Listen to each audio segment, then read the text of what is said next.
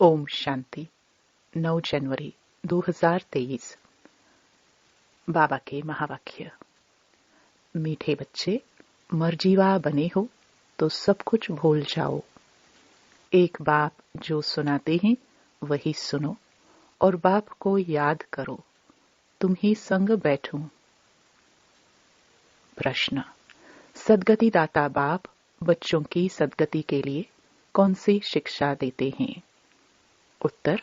बाबा कहते, बच्चे, सद्गति में जाने के लिए अशरीरी बन बाप और चक्र को याद करो। योग से तुम एवर हेल्दी निरोगी बन जाएंगे। फिर तुम्हें कोई भी कर्म कूटने नहीं पड़ेंगे। प्रश्न। जिनकी तकदीर में स्वर्ग के सुख नहीं है, उनकी निशानी क्या होगी? उत्तर। वह ज्ञान सुनने के लिए कहेंगे, हमारे पास फुर्सत ही नहीं है। वो कभी ब्राह्मण कुल के भांति नहीं बनेंगे। उन्हें पता ही नहीं पड़ेगा कि भगवान भी किसी रूप में कभी आते हैं। गीत। तुम्हारे बुलाने को जी चाहता है। ओम शांति। भगवान बैठ भक्तों को समझाते हैं। भक्त हैं भगवान के बच्चे। सभी हैं भक्त। बाप है एक। जो बच्चे चाहते हैं एक जन्म तो बाप के साथ भी रहकर देखे। देवताओं से भी बहुत जन्म बीते। आसुरी संप्रदाय के साथ भी बहुत जन्म बीते। अब भक्तों की दिल होती है एक जन्म तो भगवान के बनकर भगवान के साथ रहकर देखे। अभी तुम भगवान के बने हो, मर्जीवा बने हो तो भगवान के साथ रहते हो। यह जो अमूल्य अंतिम जीवन है, इसमें तुम परमपिता परमात्मा के साथ रहते हो। गायन भी है, तुम ही से कहूं, तुम ही से बैठूं, तुम ही से सुनो। जो मर्जीवा बनते हैं उनके लिए यह जन्म साथ रहना होता है। यह एक ही है ऊंचे ते ऊंचा जन्म। बाप भी एक ही बार आते हैं, फिर तो कभी आ नहीं सकेंगे। एक ही बार आकर बच्चों की सर्व कामनाएं पूर्ण कर लेते हैं। भक्ति मार्ग में मांगते बहुत हैं। साधु संत महात्माओं देवी देवताओं आदि से आधा कल्प से मांगते रहते हैं।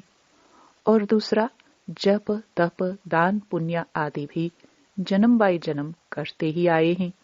कितने शास्त्र पढ़ते हैं। अनेकानेक शास्त्र मैगजीन आदि बनाते थकते ही नहीं। समझते हैं इनसे ही भगवान मिलेगा। परंतु अब बाप खुद कहते हैं, तुम जन्म जन्मांतर जो कुछ पढ़ा हो और अब यह जो कुछ शास्त्र आदि पढ़ते हो, इनसे कोई मेरी प्राप्ति नहीं होगी। बहुत किताब आदि हैं। क्रिश्चियन लोग भी कितना सीखते हैं। अनेक भाषाओं में बहुत कुछ लिखते ही रहते हैं। मनुष्य पढ़ते ही रहते हैं। अब बाप कहते हैं, जो कुछ पढ़े हो वह सब भूल जाओ अथवा बुद्धि से मार दो। बहुत किताब पढ़ते हैं। किताबों में है फलाना भगवान है, फलाना अवतार है। अब बाप कहते हैं, मैं खुद आता हूं तो जो मेरे बनते हैं उनको मैं कहता हूं, इन सब को भूल जाओ। सारी दुनिया की और तुम्हारी बुद्धि में जो बातें नहीं थी वह अब मैं तुमको सुनाता हूं। अब तुम बच्चे समझते हो। बरोबर बाबा जो समझाते हैं वह कोई शास्त्र आदि में है नहीं। बाप बहुत गुह्य और रमणीक बातें समझाते हैं। ड्रामा के आदि मध्य अंत रचता और रचना का सारा समाचार तुमको सुनाते हैं। फिर भी कहते हैं, अच्छा जास्ती नहीं तो 2 अक्षर ही याद करो, मन मना भव मध्याजी भव। यह अक्षर तो भक्ति मार्ग की गीता के हैं, परंतु बाप इसका अर्थ अच्छी रीति समझाते हैं। भगवान ने तो सहज राजयोग सिखाया है। कहते हैं, सिर्फ मुझ बाप को याद करो। भक्ति में भी बहुत याद करते थे। गाते भी हैं, दुख में सिमरन सब करे। फिर भी कुछ समझते नहीं। जरूर सत्युग त्रेता में सुख की दुनिया है तो याद क्यों करेंगे? अब माया के राज्य में दुख होता है तब बाप को याद करना होता है, और फिर सत्युग में अथाह सुख भी याद आता है। उस सुख की दुनिया में वही थे जिन्होंने बाप से संगम युग पर राजयोग और ज्ञान सीखा था। बच्चों में देखो, है कैसे अनपढ़, उन्हों के लिए तो और ही अच्छा है, क्योंकि कहाँ भी बुद्धि जाती नहीं है। यहाँ तो सिर्फ चुप रहना है, मुख से भी कुछ नहीं कहना है। सिर्फ बाबा को याद करते रहो तो विकर्म विनाश होंगे। फिर साथ ले जाऊंगा। यह बातें कुछ न कुछ गीता में हैं। प्राचीन भारत का धर्मशास्त्र है ही एक। यही भारत नया था, अब पुराना हुआ है। शास्त्र तो एक ही होगा ना, जैसे बाइबल एक है। जब से क्रिश्चियन धर्म स्थापन हुआ है तो अंत तक उनका शास्त्र एक ही है। क्राइस्ट की भी बहुत महिमा करते हैं, कहते हैं उसने पीस स्थापन की। अब उसने तो आकर क्रिश्चियन धर्म की स्थापना की, उसमें पीस की तो बात ही नहीं। जो आते हैं उनकी महिमा करते रहते हैं, क्योंकि अपनी महिमा को भूले हुए हैं। बौद्ध, क्रिश्चियन आदि अपने धर्म को छोड़ औरों की महिमा नहीं करेंगे। भारतवासियों का अपना धर्म तो है ही नहीं। यह भी ड्रामा में नोंधा हुआ है। जब बिल्कुल ही नास्तिक बन जाते हैं तब ही फिर बाप आते हैं। बाप समझाते हैं, बच्चे स्कूलों आदि में जो किताबें पढ़ाई जाती हैं उनमें फिर भी एम ऑब्जेक्ट है, फायदा है, कमाई होती है, मर्तबा मिलता है। बाकी शास्त्र आदि जो पढ़ते हैं उसको अंधश्रद्धा कहा जाता है। पढ़ाई को कभी भी अंधश्रद्धा नहीं कहेंगे। ऐसे नहीं कि अंधश्रद्धा से पढ़ते हैं। पढ़ाई से बैरिस्टर, इंजीनियर आदि बनते हैं, उसको अंधश्रद्धा कैसे कहेंगे? यह भी पाठशाला है, यह कोई सत्संग नहीं। लिखा है ईश्वरीय विश्वविद्यालय, तो समझना चाहिए जरूर ईश्वर का बहुत भारी विद्यालय होगा। सो भी विश्व के लिए है। सभी को पैगाम भी देना है कि देह सहित सभी धर्मों को छोड़ अपने स्वधर्म में टिको। फिर अपने बाप को याद करो तो अंतमति सोगति हो जाएगी। अपना चार्ट लिखना है, कितना समय हम योग में रहते हैं। ऐसे नहीं हर एक रेगुलर चार्ट लिखेंगे, नहीं, थक जाते हैं। वास्तव में क्या करना है?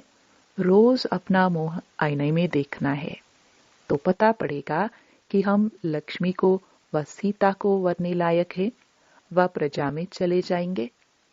पुरुषार्थ तीव्र कराने के लिए चार्ट लिखने को कहा जाता है, और देख भी सकते हैं कि हमने कितना समय शिव बाबा को याद किया।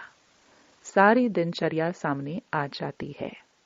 जैसे छोटेपन से लेकर सारे आयु की जीवन याद रहती है ना, तो क्या एक दिन का याद नहीं पड़ेगा? देखना है हम बाबा को और चक्र को कितना समय याद करते हैं। ऐसी प्रैक्टिस करने से रुद्र माला में पिरोने के लिए दौड़ी जल्द पहनेंगे। यह है योग की यात्रा, जिसको और कोई जानते ही नहीं तो सिखा कैसे सकते? तुम जानते हो, अब बाबा के पास लौटना है। बाबा का वर्षा है ही राजाई, इसलिए इस पर नाम पड़ा है राजयोग।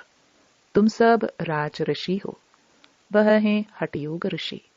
वह भी पवित्र रहते हैं। राजाई में तो राजा, रानी, प्रजा सब चाहिए।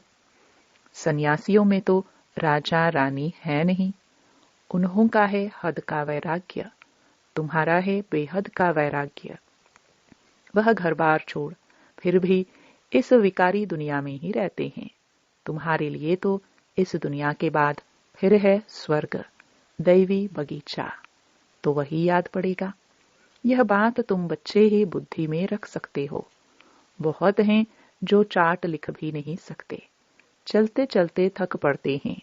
बाबा कहते हैं, बच्चे अपने पास नोट करो कि कितना समय मोस्ट बिलवड बाबा को याद किया। जिस बाप की याद से ही वर्षा लेना है। जब राजाई का वर्षा लेना है तो प्रजा भी बनानी है। बाबा स्वर्ग का रचयिता है, तो उनसे क्यों नहीं स्वर्ग का वर्षा मिलना चाहिए। बहुत हैं जिनको स्वर्ग का वर्षा मिलता है, बाकी को शांति मिलती है। बाप सभी को कहते हैं, बच्चे देह सहित देह के सभी संबंधों को भूलो।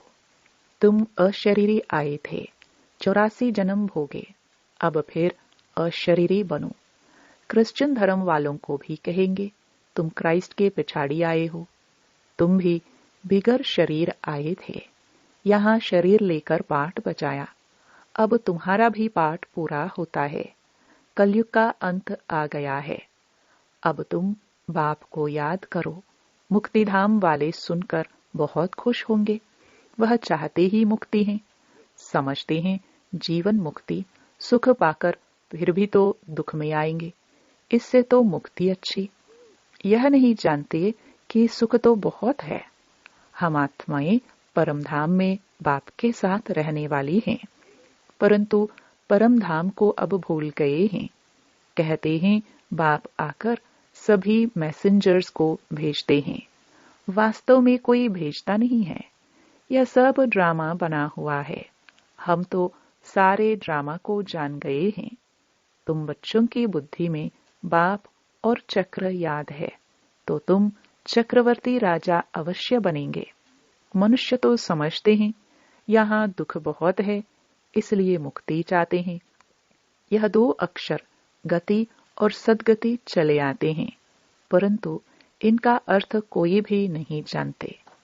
तुम बच्चे जानते हो, सबका सद्गति दाता एक बाप ही है, बाकी सब पतित हैं। दुनिया ही सारी पतित है। इन अक्षरों पर भी कोई कोई बिगड़ते हैं।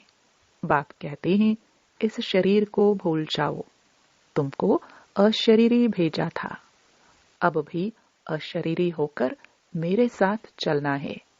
इसको नॉलेज अथवा शिक्षा कहा जाता है। इस शिक्षा से ही सद्गति होती है। योग से तुम एवर हेल्थी बनते हो। तुम सत्युग में बहुत सुखी थे, कोई चीज की कमी नहीं थी, दुख देने वाला कोई विकार नहीं था। मोहजीत राजा की कथा सुनाते हैं। बाबा कहते हैं, मैं तुमको ऐसा कर्म सिखाता हूँ जो तुमको कभी कर्म कूटने नहीं पड़ेंगे। वहां ऐसी ठंडी भी नहीं होगी। अभी तो 5 तत्व भी तमो प्रधान है। कभी बहुत गर्मी, कभी बहुत ठंडी। वहां ऐसी आपदाएं होती नहीं। सदैव बसंत ऋतु रहती है।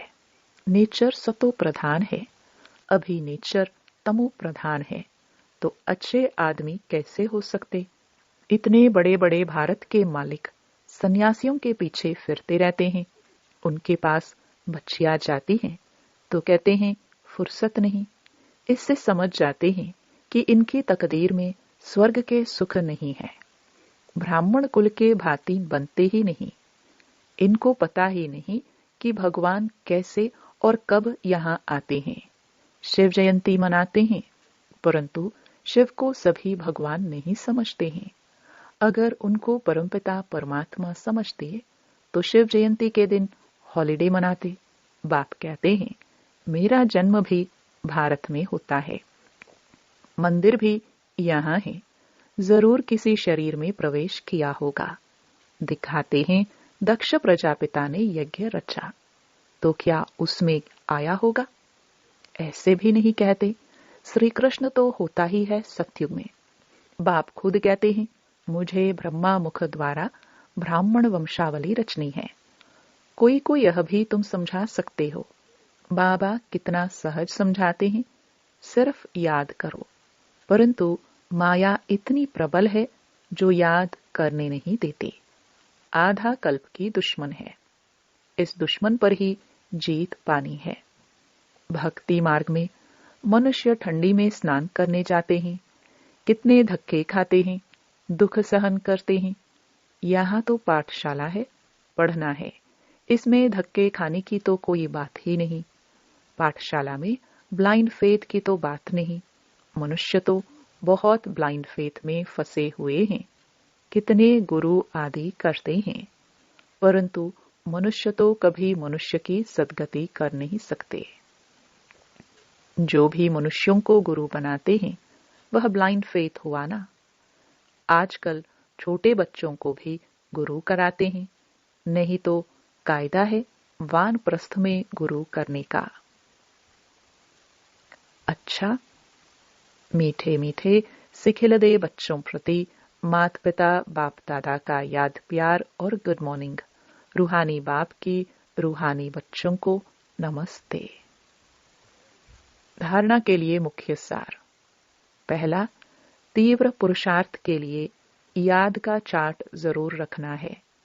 रोज आईने में अपना मुंह देखना है, चेक करना है हम मोस्ट बिलवड बाप को कितना समय याद करते हैं। दूसरा, जो कुछ पढ़ा है वह भी भूल चुप रहना है, मुख से कुछ भी कहना नहीं है। बाप की याद से विकर्म विनाश करने हैं। वरदान, हर बात में मुख से व मन से बाबा बाबा कह मैंपन को समाप्त करने वाले सफलता मूर्त भव। आप अनेक आत्माओं के उमंग उत्साह को बढ़ाने के निमित्त बच्चे कभी भी मैंपन में नहीं आना। मैंने किया नहीं, बाबा ने निमित्त बनाया। मैं के बजाय मेरा बाबा। मैंने किया, मैंने कहा, यह नहीं। बाबा ने कराया, बाबा ने किया तो सफलता मूर्त बन जाएंगे।